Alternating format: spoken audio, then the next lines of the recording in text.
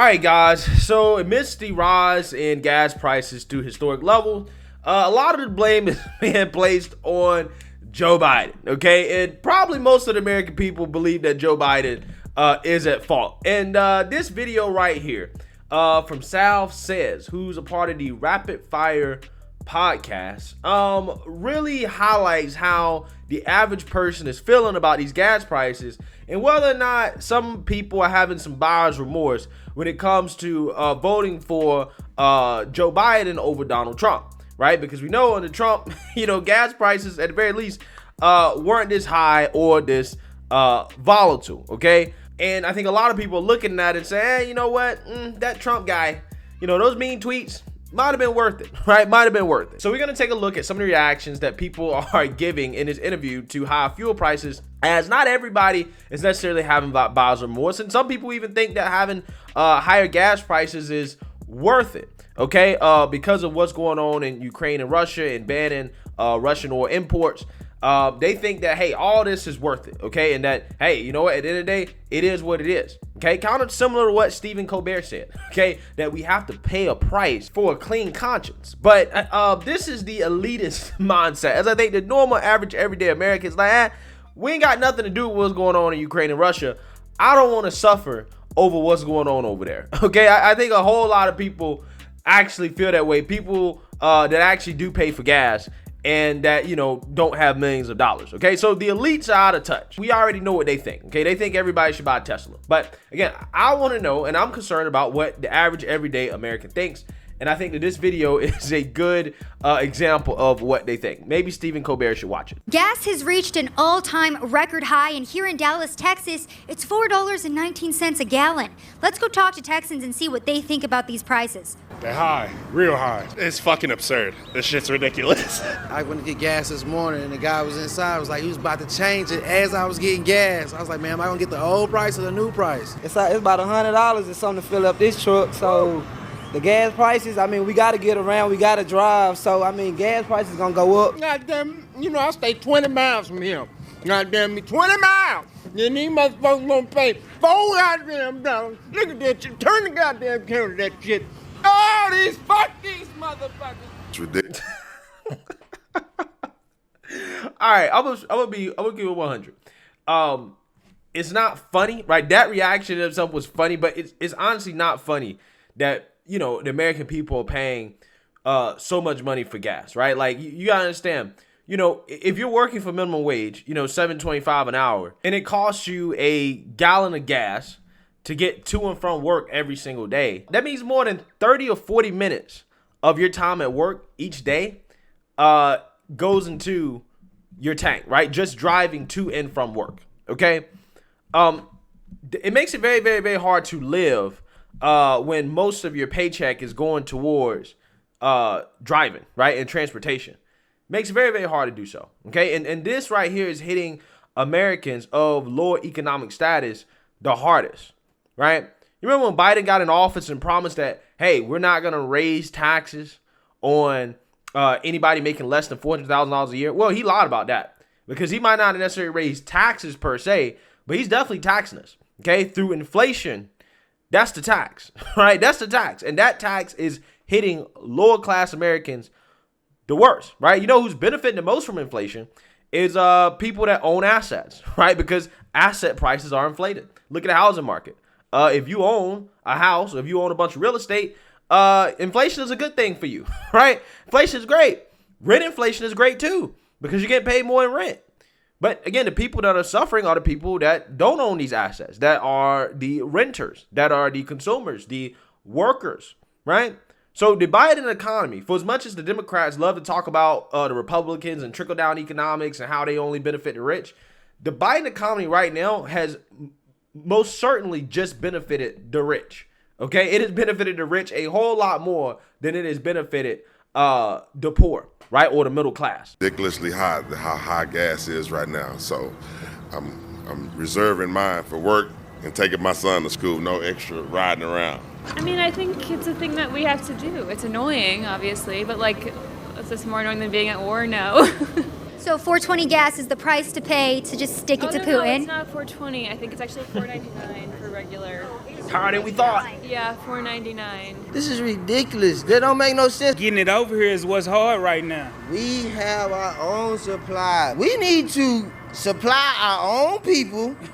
We need to worry about our own shit here in America. Suspense. Yeah. I think a whole lot of people feeling that way right now, right? Well, a whole lot of people like, hey, we don't even worry about what's going on in Russia and Ukraine, okay? Especially if it's going to cost taxpayers money, right? I mean, Congress just approved a $14 trillion bill to go protect Ukraine's borders, but our borders aren't necessarily protected, okay? We got people coming through our borders willy-nilly, getting into this country, right? We're more concerned about other people than we're concerned about ourselves, right? And I think also what he's getting at is the reliance on foreign imports for oil, right? And the fact that we haven't become 100% self-reliant on ourselves to the point where it's like, okay, we don't necessarily need to depend on other people to supply ourselves, okay? And I think that a lot of people are looking at this and saying, you know what, we need to bolster our own oil production, okay, and incentivize American companies here to start to drill more and to produce more so that we can have our own stuff. And we do, to a certain extent, as the U.S. is the world's largest oil producer. I mean, we produce more oil than anybody else in the world. However, we do consume more oil than anybody else in the world. And because of that, that is why we are reliant on other countries. 60% of U.S. demand is satisfied by domestic production. So that leaves 40% that must come from other sources, right? We must get it from Saudi Arabia, Russia, Venezuela, right? All these countries that we really don't like all that much, right? We got to go to them and say, hey, we need to buy some of your oil, right? Because again, we consume so much oil as well too, and I don't think people really understand that. And right now it's expensive, and this is a lot of effect to the big, small business. Look at the price right now is $4.75. The diesel is $5.25. It's crazy. It make it hard for us to go to work. You see what I drive? I drive 93. I mean, people out here struggling, and we still got to go to work. So you're spending more money to make money, so it's hard. But it's outrageous, It's kind of outrageous, not gonna lie to you. They been high for a long time, now they too high. And this is the highest I've seen gas in a while. I don't really know much about the economy, but I don't really like that I have to pay for my own gas, especially being 16, 17 years old. So you... Let's go back here. This person right here has a vote shirt on, but they're saying, I don't really know much about the economy, but vote. What? I don't know much about the economy, but vote. Interesting. I think we're going to find out a little bit later in this video why this person is the way they are. 17 years old. So you think that the prices for gas right now definitely worth it to just really send a message to Russia? Yeah. I do. I think it's worth it to have a socially liberal president in power. I feel like when Trump was in office, the economy was flourishing. Look at the economy now. If you could choose to have Joe Biden or Donald Trump in office looking at that $4.19 gallon of gas price, who would you have in office? Trump gonna make us get there. Trump gonna keep us some money in our pockets. Cause Biden ain't getting us no money right now. We are going broke. So Trump, I'm your supporter, man.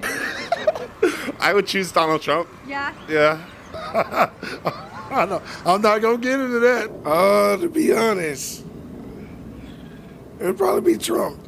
Yeah, so I've said this before.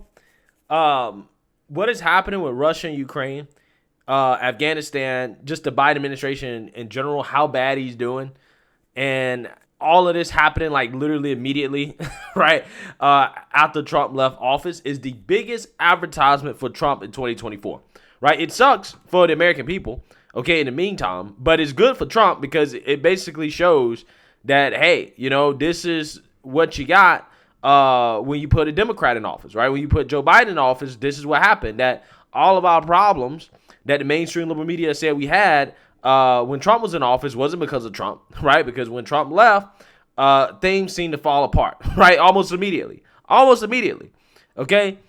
So like I said, there's a lot of people right now that's having buyer's remorse, and I guarantee you if they had to go vote today, a lot of those people will be voting for Trump. There's no doubt in my mind. Donald Trump, more better for. Better?